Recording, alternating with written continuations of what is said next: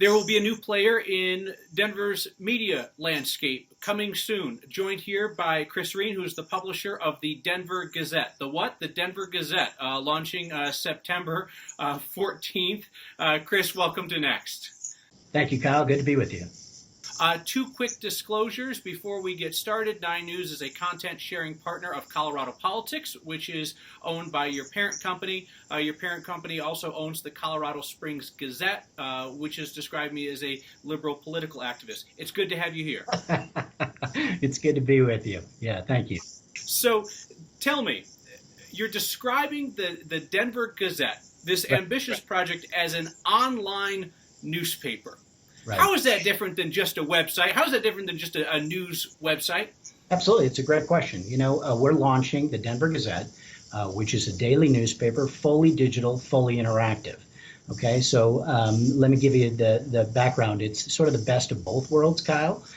Right? It is a full newspaper. So when you log on, and this will be delivered to you every morning at 5 a.m., when you log onto your browser, whether it's a laptop or a desktop or a mobile device or an iPad, you will see a newspaper, okay, fully edited newspaper. You'll be able to page through the pages of the newspaper with the same sections: local news, national and world, local politics, opinion, commentary, sports.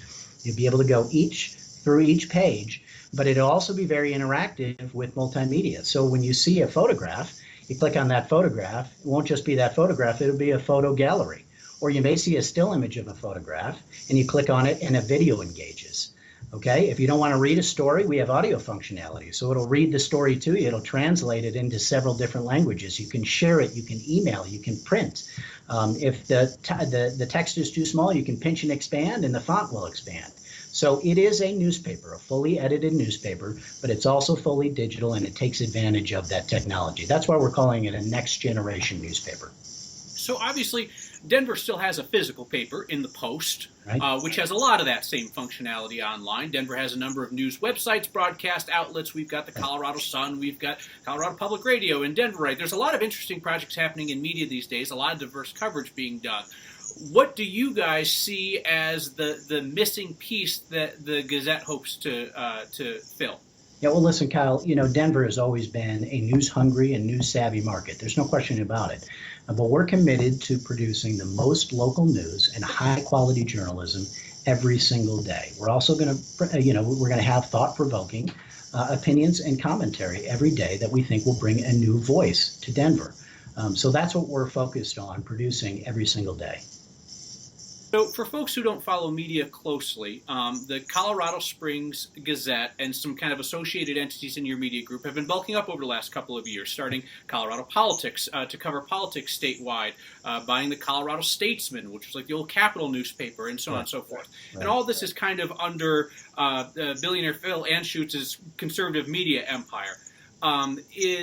Is the thought then that the Denver Gazette is going to have a similar conservative editorial voice to Anschutz's Colorado Springs Gazette?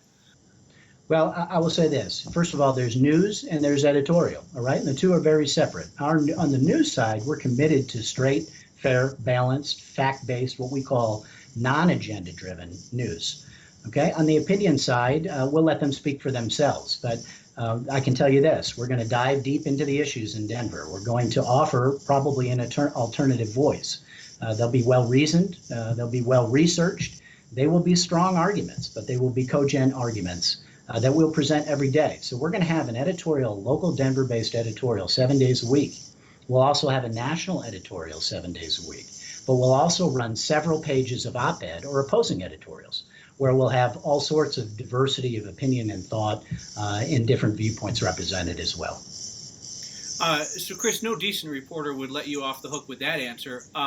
So is this going to be Phil Anschutz's first liberal editorial page, or do we just have to wait and read a conservative editorial page, but you don't want to tell me that that's what it's going to be?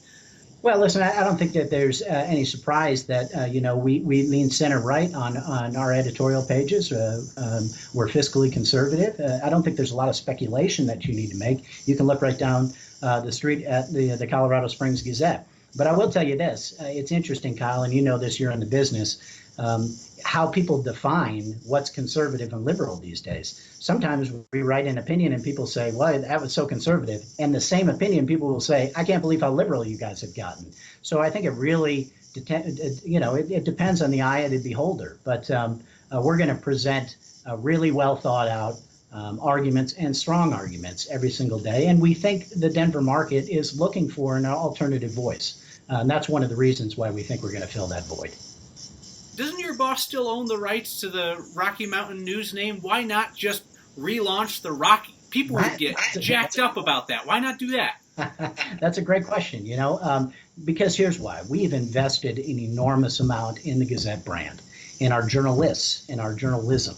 Okay, so it makes sense for us as we're expanding to expand in that brand that we, since 2012, have really put a lot of resources behind.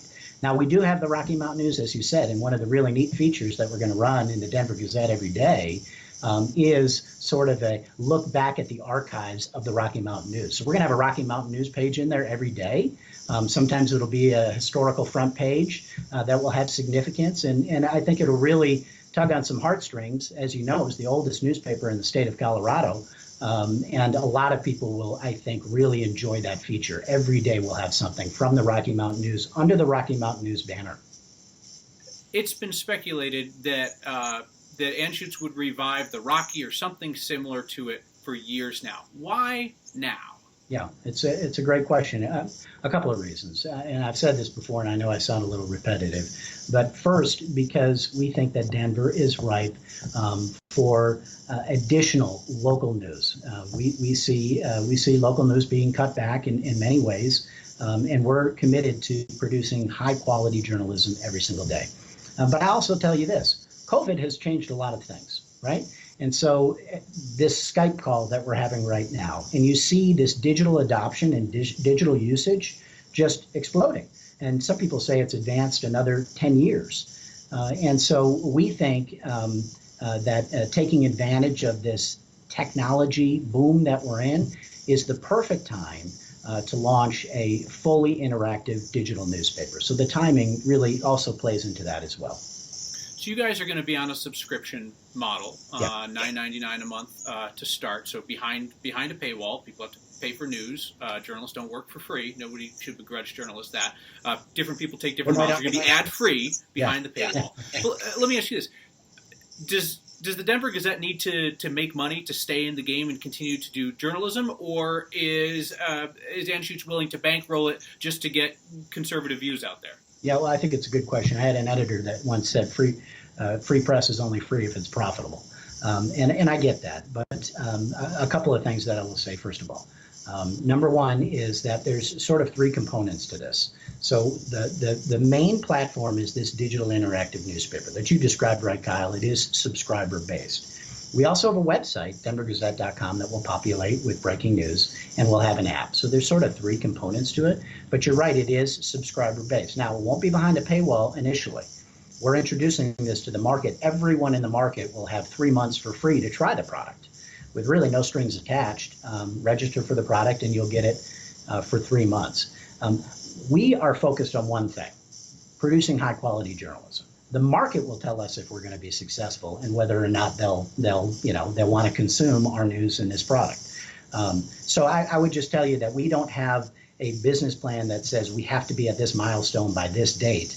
And we're really still in the nascent stages of this. The really neat part about this is it's the beginning. We're going to continue to grow. We're going to continue to invest in it as this is adopted by the market. If anybody's been watching this long on YouTube, they're clearly interested in media and journalism. So a question that might appeal to their sensibilities: what you see so many outlets doing, or even programs within outlets, is moving away from the be everything to everybody model and to serve a niche audience. This program, Next, aims to do that on a broadcaster, a station that has programs that are meant to appeal to everybody. And you see some success with that from, Denverite or from the Colorado Sun. It sounds like you guys are looking to launch that everything to everybody model, the old school model. That's expensive and time-consuming and hard. There's a reason why a lot of media outlets are moving away from it. Why have you guys decided to take that approach?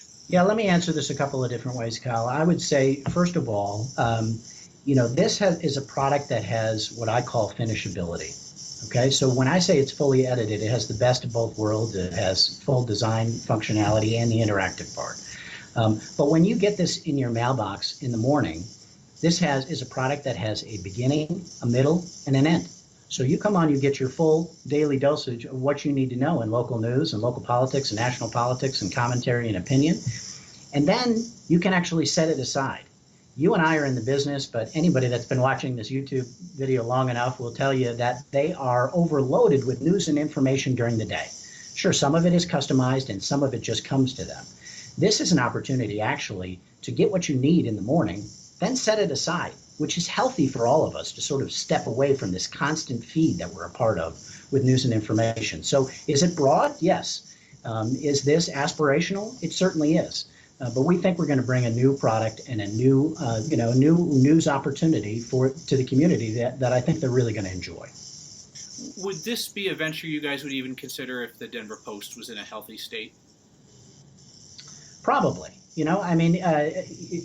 Listen, it's not just the Denver Post, it's news in general. And so we're focused again on producing that high quality local news product, more local news than we think anyone else will produce on a daily basis.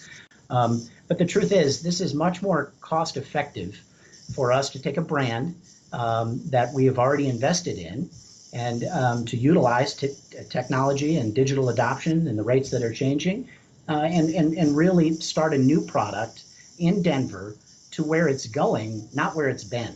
Okay, and so that's, I think, what we're focused on. Now, you know that this is where the way it's going with digital. It's the future, and whether traditional media companies like ours will be there in 3 years or 5 years, we don't know. But again, we're going there right now.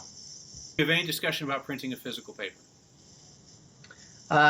Listen, I've been with the company for 2 years, in Colorado, and we've been talking about doing something like this and planning for it for some time. Printing a physical newspaper is very expensive to do, as you know. With production and presses and a distribution force.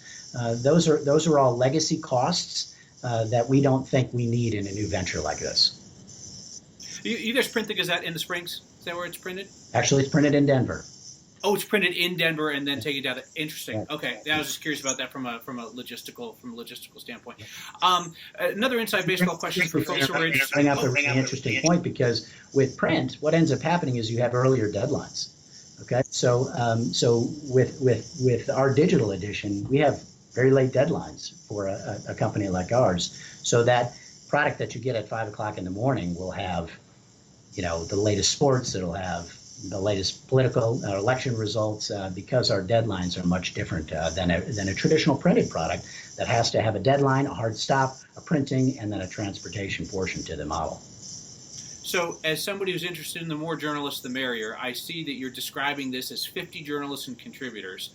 Yeah. How many of those folks are new for the Denver Gazette as opposed to people who work for the Springs Gazette or Colorado Politics who are just going to have their work kind of repackaged? Yeah, so you're right. We're positioning this as 50 staff and contributors that are going to be writing every single week for the Denver Gazette. Now, we've made quite a few hires in Denver. We don't get into specifics in terms of how many employees we have in the company, but we have consolidated our production and design. But all of our writers and journalists and editors that are focused right on the Denver Gazette are based right in Denver. The interesting thing too that I will tell you is that we're growing. We're at the beginning stages of this, so we plan on hiring even more in Denver. All right. Where do you hope you are in a year? Last question for you. Where do you think you guys will be in a year? Where do you hope you'll be? Well, where we hope we'll be is that the market is accepting us, and they're seeing it as a real viable option. They're pleased with the quality of local journalism that we're providing, and the quantity of local journalism that we're providing, and maybe we're bridging some people to a digital future. Some folks that have been current newspaper subscribers, former newspaper subscribers, are trying these products again. And the adoption rate continues to grow. So I think that we're immersed in the community and that we have a great relationship, and the product and the audience is growing. Chris, thank you for your time. Wish you guys the best of luck more journalists working and asking questions always beats fewer journalists working and asking questions. So hope that you guys are successful in that. Thanks for joining us. Kyle, thank you so much for having me.